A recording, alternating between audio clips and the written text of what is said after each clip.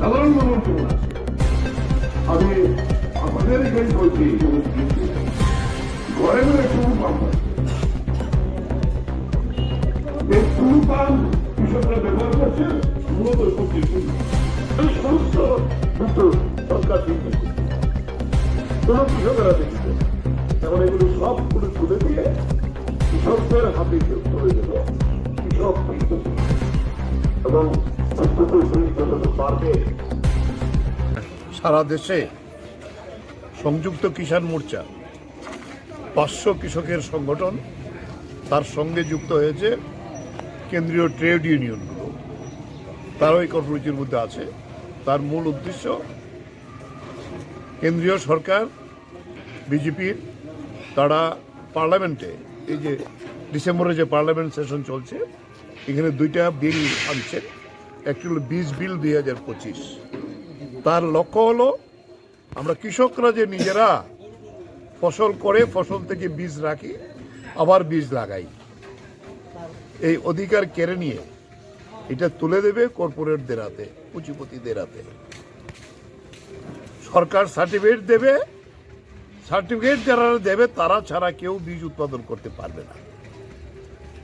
এবং এই বীজ যেটা হবে এই বীজ থেকে আর কোনো বীজ হবে না। এটা বিভিন্ন আমেরিকান কোম্পানিগুলো আগে করতো, আমাদের দেশও বিক্রি হতো। এটা আমরা আগেও বিরোধিতা করেছি। এখন এই অধিকারটা আমাদের দেশের যারা পুঁজিপতি আদানি আম্বানি তাদের হাতে তুলে দেবে। ফলে এটা গোটা দেশের যে আমাদের কৃষি ব্যবস্থা তার মূলে কুঠারাঘাতের মতো। তাই তার বিরোধিতা করে আজকে সারা দেশে এই বীজ বিল পুরানোর সিদ্ধান্ত হয়েছে। তার সাথে আরেকটা বিল আনছে, সেটি হলো বিদ্যুৎ বিল অ্যামেন্ডমেন্ট সংশোধনের মধ্য দিয়ে এতদিন বিদ্যুতের ক্ষমতা ছিল সরকারের। কোনো প্রাইভেট কোম্পানি যদি বিদ্যুৎ উৎপাদন করত সরকারের কাছে বিক্রি করতে হতো, সরকারের কন্ট্রোলে বিদ্যুতের বন্টন হতো। এখন এই অধিকার তুলে দিয়ে যে কোনো প্রাইভেট গভর্নমেন্ট লাইসেন্স নিয়ে বিদ্যুৎ উৎপাদন করতে পারে এবং সে যে দামে বিদ্যুৎ দেবে ভোক্তাদের কাছে এই দামেই দিতে হবে। অর্থাৎ বিদ্যুতের যে একটা সার্বজনীন ছিল, সরকার সাধারণ মানুষের জন্য রেট কমিয়ে দিয়েছিল।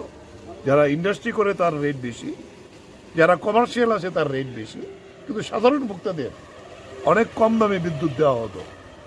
এই অধিকারও থাকবে না। এখন এটা আরো হবে স্মার্ট মিটার।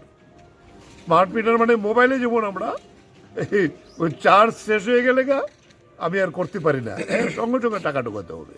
রাত্রি 12টায় যদি আপনার এসি চলছে কিংবা কুড়ি চলছে হয়ে যায়, আপনি টাকা না ঢোকালে সব বন্ধ হয়ে যাবে।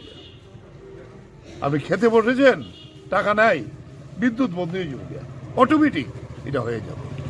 তাহলে এই যে একটা ব্যবস্থা করছে তাতে সাধারণ ভোক্তা যারা আমাদের পক্ষে অসুবিধা হবে, তার এই 2টা বিলের বিরোধিতার জন্যই আজকে সারা দেশের প্রতিটি গ্রামে হবে। এখানে মোহনপুর মহকুমা কমিটি, আমাদের কৃষক সভা, সিআইটিউ এবং ক্ষেতমজুর ইউনিয়ন, এই 3টি সংগঠন যৌথভাবে, নরসিংগড়ের মানুষ তো প্রথম, অন্য জায়গার থেকেও সবাই এসেছেন।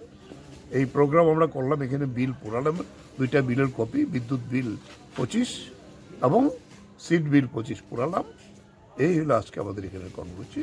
আমরা বলবো যেটা এখানেই শেষ না, আরো বৃহত্তর সংগ্রামের জন্য গোটা দেশের কৃষক শ্রমিক একসাথে এই লড়াই করবে। ঠিক আছে।